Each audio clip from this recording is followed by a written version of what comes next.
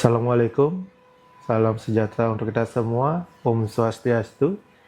Perkenalkan, saya Imade Dwita Atmaja sebagai pemegang mata kuliah penganggaran. Sebelum kita mulai perkuliahan, saya akan menjelaskan secara singkat rencana pembelajaran semester agar mahasiswa memiliki gambaran mengenai proses pembelajaran yang akan kita jalani selama satu semester. Mata kuliah penganggaran merupakan mata kuliah 3 SKS yang bertujuan membekali mahasiswa dengan pengetahuan dan keterampilan dalam menyusun anggaran mulai tahap perencanaan hingga analisis anggaran sebagai dasar pengambilan keputusan. Selama satu semester kita akan mempelajari beberapa materi dari konsep dasar penganggaran, forecasting penjualan, penjualan anggaran operasional, penyusunan anggaran finansial, penyusunan anggaran komprehensif, serta analisis keuangan dalam penganggaran. Semua materi tersebut akan dipelajari secara bertahap karena saling berkaitan. Dalam perkuliahan, mahasiswa tidak hanya mempelajari teori tapi juga banyak berdiskusi dan menyelesaikan studi kasus melalui pendekatan case-based learning, sehingga diharapkan mampu menerapkan konsep penganggaran sesuai situasi nyata atau realisasinya. Untuk penilaian, saya tidak hanya melihat dari hasil UTS dan UAS, tetapi juga memperhatikan keaktifan di kelas, kedisiplinan, tanggung jawab, presentasi, serta penyelesaian tugas individu maupun kelompok yang dikirim melalui e-learning kampus. Oleh karena itu, saya mengajak seluruh mahasiswa untuk aktif berpartisipasi dalam setiap proses pembelajaran. Harapan saya setelah menyelesaikan mata kuliah ini, mahasiswa mampu menyusun anggaran secara sistematis, melakukan analisis keuangan, serta menggunakan informasi anggaran sebagai dasar pengambilan keputusan yang tepat. Selamat mengikuti perkuliahan, semoga dapat belajar bersama dengan semangat dan memperoleh pengalaman belajar yang bermanfaat. Terima kasih. Om Santi Santi Santi Om. Baik, selamat pagi semuanya. Hari ini kita akan melanjutkan materi pembelajaran tentang anggaran ya. Tapi khususnya kas, karena pertemuan hari ini kas, kita akan membahas anggaran kas. Seperti itu ya.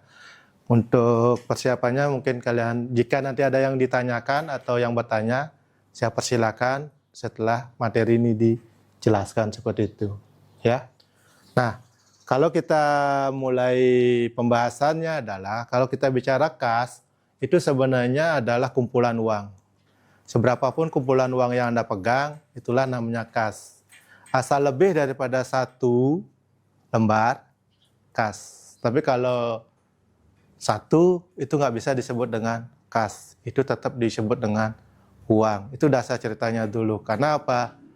Kas kelihatannya milik perusahaan deh ya. Karena selalu bicara kas itu ada di sisi neraca.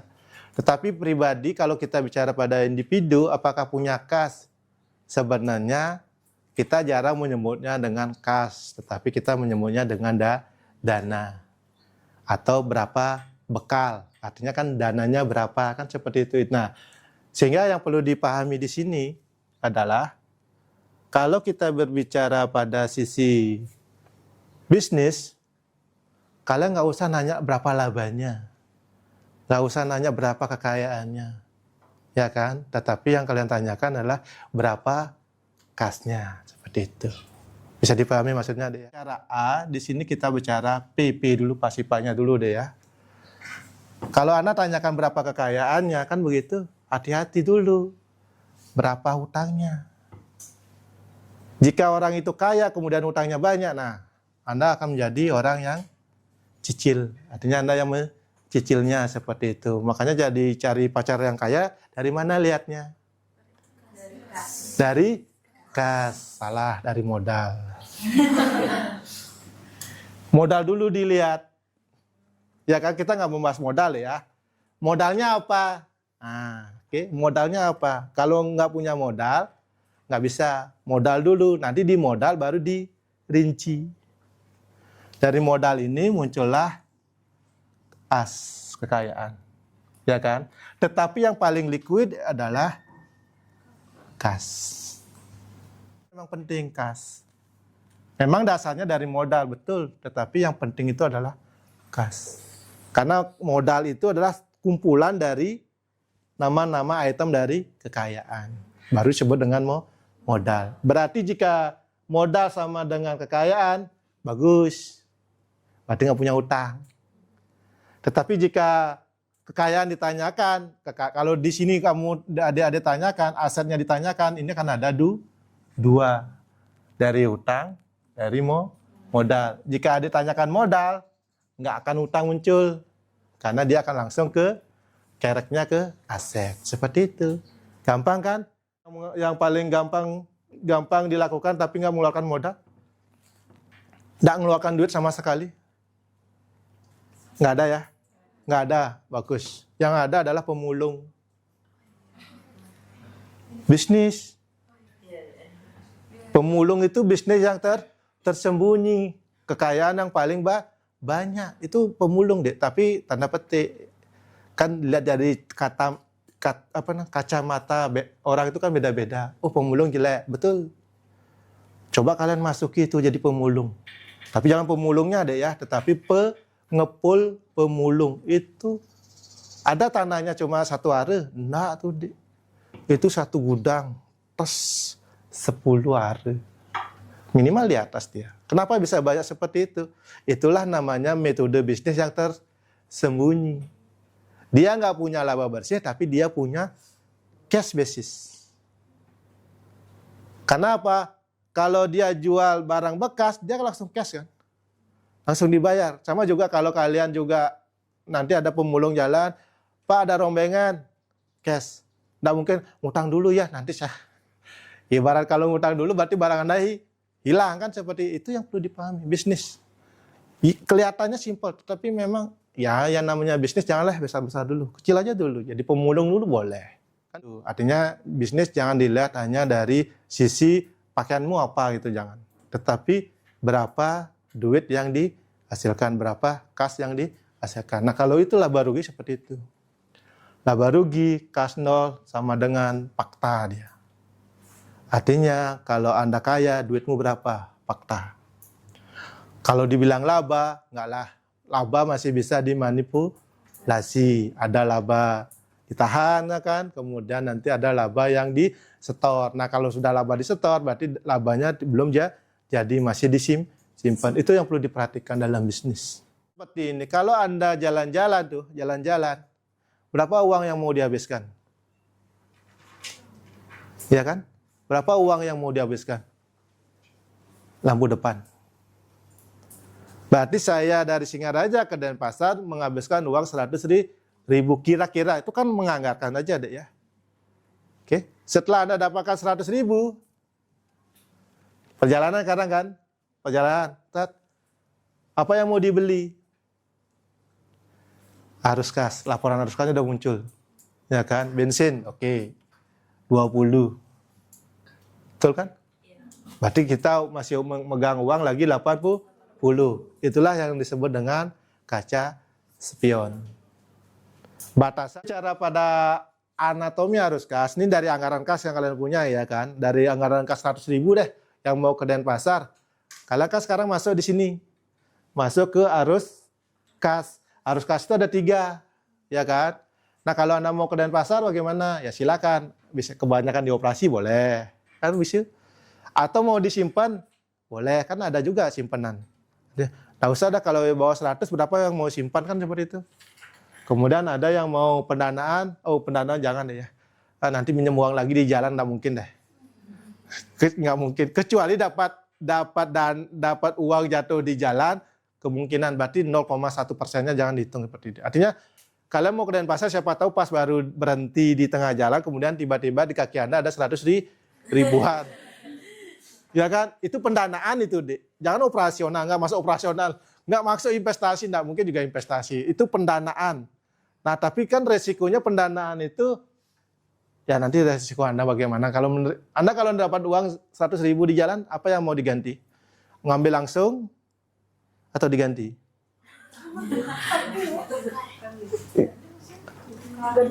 Ditukar, diganti wajib. Kan masa nggak ditukar sih? pasti ada penukarnya deh ya. Nggak mungkin deh Anda ambil, udah 100.000 nasib saya, baru Anda silakan di belakang, ya udah rezeki Anda, nggak mau dan kalau kalau pada saat ngambil Anda bilang rezeki, baru Anda kecelakaan bilang bukan rezeki, enggak, itu satu efek itu sebenarnya. Kenapa seperti itu? Karena yang 100.000 itu yang disesalkan pada yang pemilik pertama, uang saya jatuh. Dia akan nyesal tuh dalam hati dan berdoanya keras. Sehingga yang menerimanya kena. Sehingga jalan satu-satunya adalah payback, tukar. Saya tidak mengambil uang Anda, saya cuma mengganti yang lebih kecil. Kan ada masalah kan? Pendoanya kan nggak bisa dilawan kan? Ya udah, karena paybacknya ada, nggak masalah seperti itu. Bisa nah kalau ini pendanaan, makanya kan artinya Anda nggak berhutang di situ. Ya kan Anda dapat uangnya orang karena orang tua orang itu sedih karena kehilangan, dan Anda tidak berhutang karena Anda mengambil hak orang lain. Tapi kan saya menukar. Ya urusan tukar tidak menukar kan urusan nanti. Yang penting kan saya sudah menukar, sehingga pendanaan menghilang di situ. Tapi itu sarannya secara di Bali seperti itu. Mungkin di Jawa sama aja sih sebenarnya, harus di rolling tukar. Kalau nggak di rolling dengan uang, di rolling dengan konsumsi seperti itu. Karena paybacknya seperti itu. Nah, biasanya yang paling dari antara operasi, investasi, dan pendanaan, yang paling tengah-tengah, yang paling susah dilakukan. Iya kan? Paling tengah-tengah susah dilakukan. Iya kan? Nah, kalau kita lihat investasi, sederhananya yang bagaimana? Nah, kan itu sederhana ya kan. Investasi yang sederhananya bagaimana? Tapi biarpun sederhana, susah juga dilakukan. Investasi yang sederhana itu yang bagaimana? Kan seperti itu. Ada yang mau angkat tangan dulu? Atau saya mau tunjuk? Tunjuk saja. Adik, bisa? Kalau sederhananya tuh dengan cara menabung tuh. Menabung? Ada lagi? Oh, nabung. Kenapa menabung itu investasi? Karena menurut saya kan sekarang susah, nanti susah lagi.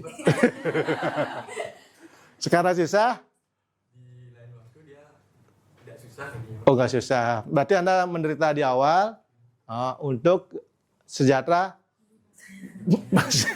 sejahtera belakangan. Nah, oke, baik. Yang Anda tabungkan 5.000 hari ini akan berbeda nilainya dengan 5.000 yang akan datang. Itu yang jadi masalahnya dalam menabung. Ya kan? Kalau memang kita menggunakan prinsip menabung. Artinya kan saya bilang, Anda sekarang susah, ya kan? Karena Anda nabung, pada saat buka celengan susah lagi. Karena apa? Nilainya yang jadi masalah. Ya kan? Kalau sekarang nabung 5.000, 2 tahun lagi 5.000, hasilnya artinya 50.000, kan yang 50.000 hasilnya nggak sesuai dengan harga hari ini. Itu efek jadi investasinya deh. Terus investasi apa yang bagus kan seperti itu ya.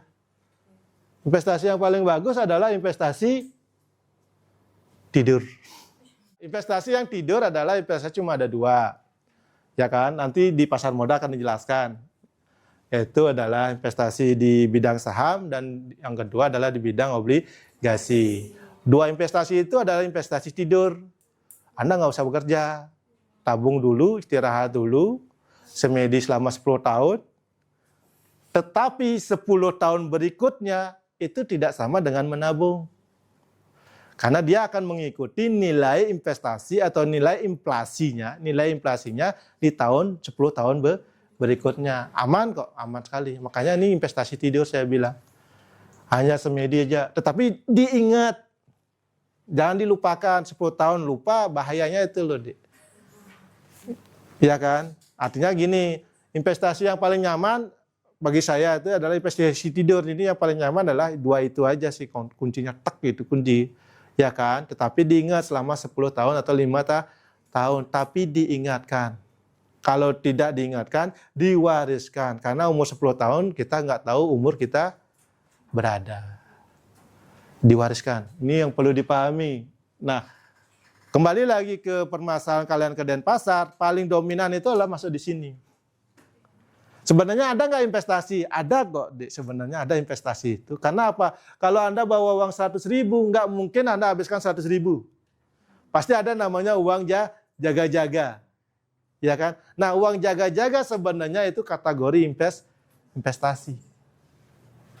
Kelihatannya tidak investasi, sebenarnya itu investasi. Kenapa kita garis biru inflow dan garis merah itu outflow?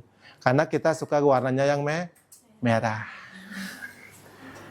Asal ada duit keluar. Bisa nggak Anda bertahan? Jarang. Ya kan? Jarang kita mau inflow. Selalu kita bicara outflow. Nggak masalah kok jadi mahasiswa, Dek. Karena apa? Masih ada di belakang layar.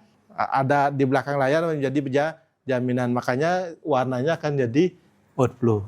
Kita suka warna outflow, merah. Berani kita menghabiskan duit, tapi nggak berani untuk mencari duit.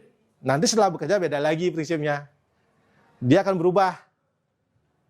Outflow-nya akan menjadi biru, inflow-nya akan menjadi merah. Berani mencari duit, takut mengeluarkan duit. Kalau berani mencari duit pada saat bekerja, apa yang terjadi? Utang. Karena Anda yakin kan saya sudah kerja, cari duit besar deh. Ini akan jadi merah dia, karena sok-sokan sekarang. Tetapi dia akan melakukan sistem cicil mencicil. Outflow-nya takut dia belanja kan. Ya udah, karena duitnya saya udah pakai nyemutang, berarti outflow-nya kalian sudah mulai sedikit pelit seperti itu. Tapi jangan yang memang polanya nanti kan seperti itu. Jangan takut. Lebih baik kalian pelit daripada kalian boros pada saat kerja.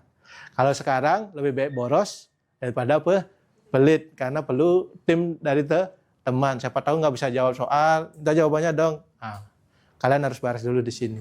Seperti itu. Ini inflow dan outflow dalam perusahaan sama juga, Dek. Perusahaan itu yang paling susahnya adalah inflow. Kalau outflow gampang. Tapi kalau sudah berbicara pada inflow, itu utang, itu bahaya juga sih sebenarnya. Bukan bahaya, Dek, tanda petik ya. Kalau Anda berutang, mungkin agak berat pada saat Anda melakukan cicilan. Tetapi jarang utang itu digunakan dalam untuk bisnis. Kata pepatah influencer di YouTube, lebih baik kita ngutang di bank untuk bisnis. Bisa nggak logikanya seperti itu? Bisa ya? Tenang nggak Anda melakukannya? Nah, itu kan jawabannya. Tenang nggak Anda melakukannya? Ketenangan itu nggak dibahas. Yang dibahas adalah dapat duit dari bank, kita gunakan untuk usaha. Itu ya di masalah enak betul. Tetapi tenang nggak Anda pikirkan 1 bulan mau bagaimana dan nyicil kan gitu kan? Bagaimana untuk bayar, itu yang paling nggak dipikirkan. Karena dalam bisnis ini sesuatu yang sangat menakutkan. Tetapi kalau Anda berani mengambil langkah awal atau step awal, gampang jadinya. Karena apa yang dipikirkan bukan inflow dan outflow, tetapi modal. Nah, makanya kan dari saya bilang modal ini penguncinya. Ya kan? Baru masuk ke kas. Gampang kok kalau bisnis. Nah, kalau kemudian dari matrik ini ada 2 operasi, yaitu dari operasi, investasi, dan pendanaan. Dari manakah dapat infonya? Dari tagihan silakan, dari penjualan silakan, kemudian dari cairan kredit. Ini yang tanda petik dulu deh ya. Ini harus kuat mental di nomor 3. Kelihatannya gampang betul. Pada saat Anda mengajukan kredit, duitnya banyak dapat. Ya kan? Cuma yang jadi masalahnya adalah bulanannya seperti itu. Biasanya kita kalau sama deh, semua orang, saya yakin Anda dapat duit banyak, pasti rencana awal berubah. Kita mau Anda berdebat dengan saya pun pasti jawabannya adalah berubah. Sama juga kalau Anda pada saat, kalau saya bilang sekarang kita jadi mahasiswa nih ya, kalau Anda dapat gaji 5 juta mau ngapain? Catatannya banyak deh. 1, 2, 3, 4, 5, 6, 7, 8, 9, 10, banyak tuh. Bisa sampai 20 atau 50. Tapi pada saat dikasih beneran uang 5 juta, hilang tuh catatan semua tas. Mana yang dekat, mana yang nikmat, dan mana yang mudah dieksekusi, itu yang langsung Anda lakukan. Kan begitu. Tetapi setelah itu habis 5 jutanya, baru Anda berpikir kembali ke anggaran. Kok saya belum dapat ini, belum dapat ini, itu jadi masalahnya. Karena memang anggaran itu adalah sesuatu yang kalau dibilang bahasanya adalah konsistensinya harus tetap. Nggak bisa berubah-ubah dia seperti itu. Tapi kita tidak mau tetap karena kita selalu ingin berubah. Kan ada namanya metode langsung, ya kan? Kemudian ada metode tidak langsung ya. Kalau ini adalah metode langsung, mencatat penerimaan pengeluaran secara kotor berdasarkan aktivitas, catat ya. Kita tidak memisahkan ya, ya kan? Tapi mencatat semua masuk, kemudian keluar seperti itu. Sedangkan kalau di sini metode tidak langsung, indirect, itu adalah laba bersihnya dihitung. Dari mana seperti ini. Cara kerjanya adalah lagi laba bersih, kemudian lagi disesuaikan dengan transaksi non-kas. Iya kan? Itu biasanya seperti itu. Nah, biasanya nanti tugas Anda di rumah yaitu adalah memilah. Ya kan? Memilah kas yang masuk dengan kas yang keluar. Cash flow, inflow. Sederhana dulu, Mas, jangan masuk ke perusahaan ya. Anda dapat duit 1 bulan. Nah, kita 1 bulan atau seminggu ya. Silakan tergantung dari orang tuanya aja kan, seminggu atau sebulan itu Anda dapatkan uang, kalian pisahkan dari sini. Cash inflow dan cash outflow. Masuk dan keluar. Apa yang mau dikeluarkan, apa yang mau Anda dapatkan. Nggak mungkin sekali satu. Kalau inflow nggak mungkin satu. Kan bekal dari orang tua kan cuma satu itu kan, tapi siapa tahu ada pendapatan yang lain. Nah, kalian masukkan ke inflow, kemudian outflow-nya terserah kalian mau melakukan apa. Tapi memang seperti itu proses kerjanya, dan nanti hasilnya itu dikirim ke e-learning-nya. Jawaban kalian itu akan dikirim ke e-learning-nya. Itu untuk memproses dari metode laporannya, ya kan? Nah, di sini kalau perbedaannya dalam metode langsung dan metode tidak langsung seperti itu. Berarti tugasnya sudah genap ya. Anda memasukkan inflow dan outflow untuk mengetahui metode apa yang dipakai. Sehingga nanti tugasnya di e-learning akan dinilai seperti belakangan. Nah, ini fokus, kelebihan, kekurangan, fokus, kelebihan, dan kekurangan. Silakan kalian tentukan metode mana yang bagus. Ya kan, baik metode langsung maupun metode tidak langsung seperti itu. Nah, kalau ini cetakan birunya ya, anggaran kas, jarang ini rencana dulu, kalian mau ngapain, ya kan? Kemudian jadwal tagihan kalau ada punya utang. Ini kalau punya utang sama teman jangan diminta dulu deh ya. Usahakan tidak sampai tamat baru diminta, karena biar ada feedback nanti. Kalau saya nggak punya tugas, minta dong kan gitu. Artinya saling tugas. Kemudian anggaran kas masuk seperti itu. Dan yang berikutnya adalah ini.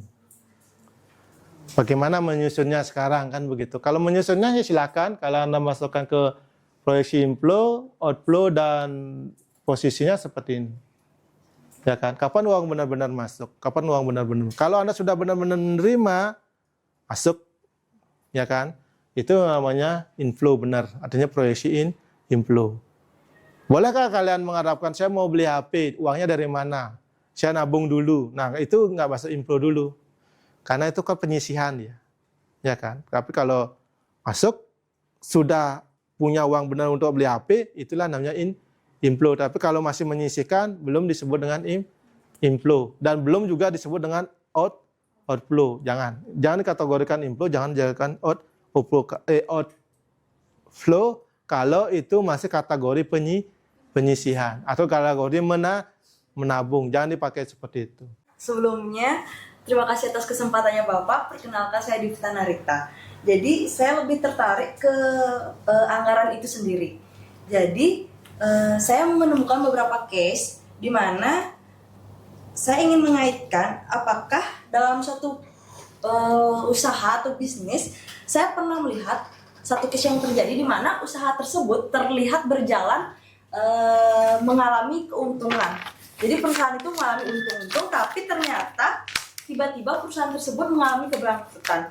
Nah, apakah ini bisa dipengaruhi oleh anggaran kas yang dibuat perusahaan tersebut, Bapak? Oke. Perusahaan nih ya, PRSA ya, dia kan biasanya inginnya itu kan labanya seperti ini, naik seperti itu, ya kan. Kemudian ternyata dia mengalami turun. Sebenarnya dari mana sih kasusnya seperti ini? Nah, kalau kalian bisa perhatikan ini, nah di sini, yang ini masalahnya. Laba naik itu bisa dari pendanaan, bisa dari utang. Kan dapat duit masuk, ya kan? Dapat duit masuk. Kalau kita bicara pada pemberian kredit, kan kita harus ke jurnal dulu kan? Ya kan? Dapat duit masuk kategori apa? Pendapatan. Ya kan? Pendapatan pada hutang. Kan seperti itu sederhananya ya. Nah, pendapatan kategori pendapatan ini kan jadi masalahnya dikira pendapatan karena operasional, tetapi ini pendapatan yang memang nantinya di akhir bulan baru kena bunga. Labanya bagus ini kan. Pendapatan naik, ya kan, karena minjam duit kan pendapatannya naik. Laba pasti naik karena biayanya lebih kecil. Tetapi nanti bisa ini bermasalah kalau dia sudah mulai melakukan cicilan. Itu yang pertama. Yang kedua, karena dia menjual properti. Investasi, karena dijual aset. Tanah yang dimiliki dijual, kategori pendapatan lain, naik juga. Ya kan, setelah naik, kemudian ini kan nggak punya aset lagi nih. Ya kan, nggak punya aset, dia harus bayar cicilan, turun. Hancur dia. Masalah yang krusial dari perusahaan ini cuma satu, deh. Ya, tanda petik bukan korupsi deh ya. Korupsi memang sumber utamanya karena korupsi, betul. Tetapi masalah krusial dari kejadian antara perusahaan naik kemudian tiba-tiba bangkrut itu karena gaji itu tetap. Betul nggak? Gaji tetap, pendapatan berkurang. Nama saya Dewo Nyoman Treska dan Eka Kartika. Nah, tadi kan Bapak sudah menjelaskan mengenai penyusunan anggaran. Nah, yang jadi pertanyaan saya itu adalah bagaimana penyusunan anggaran ini dapat membantu mencegah terjadinya krisis likuiditas. Terima kasih. Baik. Anggaran bagaimana menyatakan likuiditas. Nah, kalau saya tadi bilang, pada saat penyusunan anggaran yang harus dipahami adalah ini. Lampu spion. Ya kan? Ada rule yang harus dibatasin. Ini kalau ibarat lampu itu kan lampu depan itu ada batasan. Kan tidak ke kiri dan ke kanan kan. Itu ada batasan fokus ke depan. Ibaratnya tujuanmu apa? Kan tujuanmu apa? Dewo ya namamu? Dewo kalau menikah berapa biaya yang diperlukan? Lampu spion. Batasannya udah ketahuan itu kan. Kalau misalnya biaya nikahnya misalnya 20 juta, apa yang mau Dewo lakukan? Kan ada bagian-bagian kecil-kecil kan, spionnya di situ. Kan, oh saya perlu duit berapa? Dalam bekerja saya perlu berapa? Ya kan? Kalau saya sudah menentukan berapa, baru Anda bisa menggunakan arus kas. Jangan arus kas dulu, nggak mungkin deh. Saya mau beli ini, ngundang teman, tiba-tiba dana yang saya miliki cuma 5 juta, nggak mungkin ngundang teman jadinya. Ya kan, seperti itu. Itu udah perlu dipahami, sehingga yang perlu dasar pertama adalah by tujuanmu dulu. Tujuanmu ngapain? Setelah tujuanmu itu, baru by. Batasannya adalah total jumlah tujuan. Itu mengapa anggaran itu selalu jadikan patokan untuk secara gampangnya seperti itu. Tetapi prakteknya nggak mungkin deh. Ya kan? Tetapi ya kenapa nggak mungkin? Karena ingat dalam akuntansi cuma satu rumus, nanti dimanapun kalian hidup itu, di akuntansi aja ya. Tolong perhatikan plus dan minus. Kadang yang kita anggarkan itu kurang, ya kan? Kadang ada anggaran yang memang kita kelebihan. Sehingga kalau plus minus Anda kuasai, tolong saling menutupi. Sehingga nanti pada saat Anda membuat suatu anggaran, pasti ada plus minusnya ya. Bukan berarti salah, bukan. Tetapi ada anggaran yang memang sengaja besar, tapi tiba-tiba setelah realisasinya ternyata kecil. Yang kecil itu dipindahkan ke yang besar. Seperti itu. Plus minusnya harus sekian materi hari ini yang bisa saya sampaikan. Jika ada salah kata, mohon dimaafkan. Jika nanti ada kekurangan atau memang perlu ditanyakan, bisa nanti diskusinya di ruangan yang berbeda. Nanti tugasnya tetap di learning yang harus dikirimkan. Sekian dan terima kasih.